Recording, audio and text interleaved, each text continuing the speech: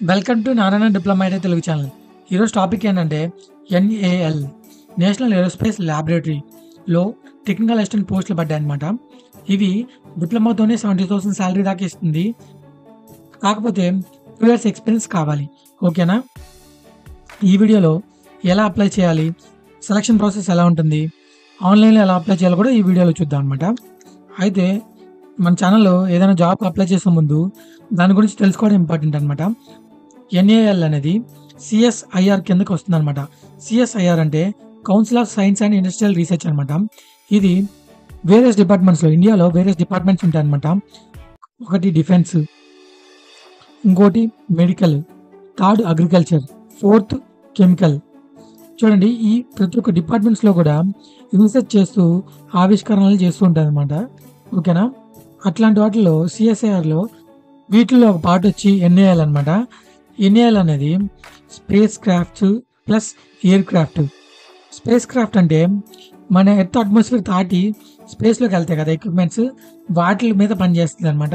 అలాగే air crafts అంటే మన ఎర్త్ అట్మాస్ఫియర్ లోపల ఉంటాయి కదా, ఏరోప్లైన్స్, హెలికాప్టర్స్, ఇవన్నీ ఉంటాయి కదా, ఇవన్నీ కూడా మన ఎయిర్ క్రాఫ్ట్స్ అంటాం అనమాట.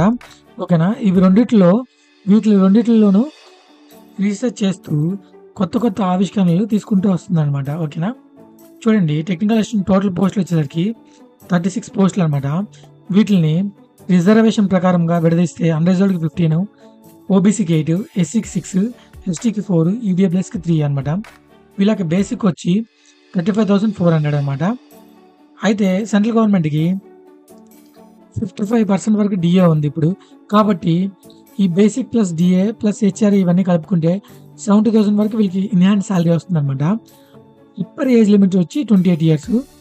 ఎస్సీ ఎస్టీ ఓబీసీకి ఇచ్చి ఏజ్ రిలాక్సేషన్ ఉంటుంది. ఓకేనా?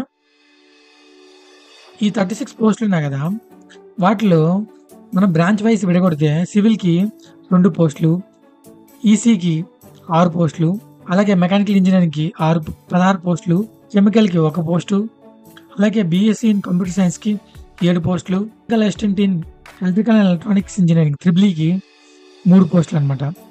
ఇవన్నీ కూడా మన 2 years ఎక్స్పీరియన్స్ కూడా ఉండాలన్నమాట ఈ ఫీల్డ్లో. అది మనం ఏ కంపెనీలో చేసినా పర్లేదన్నమాట. మోడ్ ఆఫ్ సెలక్షన్ ఎలా ఉంటుందంటే కంప్యూటర్ బేస్డ్ టెస్ట్ పెట్టచ్చు, లేదా ఓఎంఆర్ షీట్స్తో ఎగ్జామ్ పెట్టచ్చు అనమాట. ఈ ఎగ్జామ్ 3 parts అనమాట. First part, second part, third part. First part వచ్చేసరికి క్వాలిఫై నేచర్. సెకండ్, థర్డ్ పార్ట్లో వచ్చిన మార్క్స్ బట్టి మనల్ని సెలెక్ట్ చేస్తారు. ఓకేనా? ఇది నెంబర్ ఆఫ్ క్వశ్చన్స్ వచ్చి 200 క్వశ్చన్స్ ఉంటాయి. అవర్స్ వచ్చి 3 hours అనమాట టైం. అయితే చూడండి, 3 hours అని చెప్పాను కదా. ఫస్ట్ అవర్ వచ్చి 1 hour వచ్చి పేపర్ 1కి, 30 minutes వచ్చి పేపర్ 2కి, 90 minutes వచ్చి పేపర్ 3కి. మొత్తం 3 hours అయిందనమాట.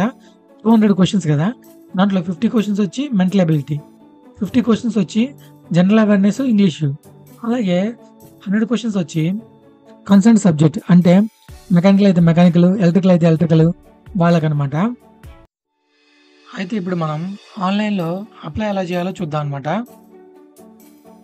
గూగుల్లోకి వెళ్ళి NAL technical assistant apply online అని టైప్ చేయండి అనమాట.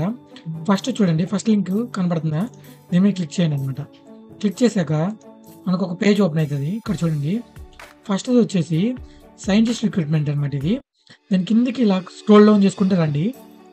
చేసుకుంటూ వచ్చాక ఇక్కడ చూడండి, టెక్నికల్ అసిస్టెంట్ అని కనబడుతుంది కదా, చూడండి 0/2025 అని ఉంది కదా, ఇదనమాట మనం అప్లై చేయాల్సింది. కిందకి స్క్రోల్ డౌన్ చేసిందే కదా, అప్లై ఆన్లైన్ అని కనబడుతుందా. కిందకు స్క్రోల్ డౌన్ చేసిన తర్వాత ఇక్కడ అప్లై ఆన్లైన్ అని కనబడుతుంది కదా, దీని మీద క్లిక్ చేయండి అనమాట. ఓకేనా? దీని మీద క్లిక్ చేశాక ఇక్కడ చూడండి, రిజిస్టర్ నౌ లేదా ఆల్రెడీ రిజిస్టర్డ్ అని కనబడుతుంది కదా, రిజిస్టర్ నౌ మీద మనం ఇంకా రిజిస్టర్ చేసుకోలేదు కాబట్టి ఫస్ట్ ఈ ప్రాసెస్ స్టార్ట్ చేయాలన్నమాట. మిస్టరా మిస్సెస్ అని సెలెక్ట్ చేసుకోవాలి. ఇక్కడ మన ఫుల్ నేమ్ పగడాల సంతోష్ కుమార్ అనుకోండి. ఇది టైప్ చేశాక మన ఈమెయిల్ ఐడి ప్లస్ మనం ఏదైనా పాస్వర్డ్ పెట్టాలనుకుంటున్నాం అనుకోండి, దీనికి లాగిన్కి ఇక్కడ ఈ రైట్ సైడ్ కనబడుతుంది చూసారా, ఈమెయిల్ ఐడి పాస్వర్డ్తో సైన్ ఇన్ అని. అక్కడ అవ్వాల్సిన పాస్వర్డ్ ఇక్కడ ఇస్తాం అనమాట. తర్వాత మన మొబైల్ నెంబరు ప్లస్ ఇక్కడ ఏదైనా ఒక క్వశ్చన్ అడుగుతున్నాడు అనమాట. ఏంటి, మనం యూజర్ ఐడి అది ఏమైనా పోతే కాబట్టి ఫాదర్స్ నేమ్ కానీ ఏదైనా సెలెక్ట్ చేసుకోవచ్చు. ఇక్కడ ఆన్సర్ మీరే టైప్ చేయాలి. ఇక్కడ కనపడుతుంది చూసారా ఈ క్యాప్చా. క్యాప్చా ఎంటర్ చేసి సబ్మిట్ కొట్టాక ఇప్పుడు మనకి ఒక రిజిస్ట్రేషన్ నంబర్ వస్తుంది. ఓకేనా? అప్పుడు మన ఈమెయిల్ ఐడి ఏదైతే రిజిస్టర్ అయి ఉంటామో ఆ ఈమెయిల్ ఐడి ఇక్కడ ఎంటర్ చేయాలి. పాస్వర్డ్ చేయాలి, ఎంటర్ చేయాలి. సైన్ ఇన్ కొట్టాక అప్పుడు మనకి ఒక్కొక్క డీటెయిల్స్ అడుగుతదనమాట. ఏంటి మన 10th ఎక్కడ, ఇంటర్ ఎక్కడ, డిప్లొమా ఎక్కడ అన్నీ ఎంటర్ చేయాలి. తర్వాత ఫోటో, సిగ్నేచరు, మన క్వాలిఫికేషన్ డీటెయిల్స్ అన్నీ కూడా అప్లోడ్ చేయాలి. ఓకేనా? దాని తర్వాత పేమెంట్ పే చేయాలి. ఓకేనా? ఇది ప్రాసెస్ అన్నమాట. ఓకేనా అండి? Thank you.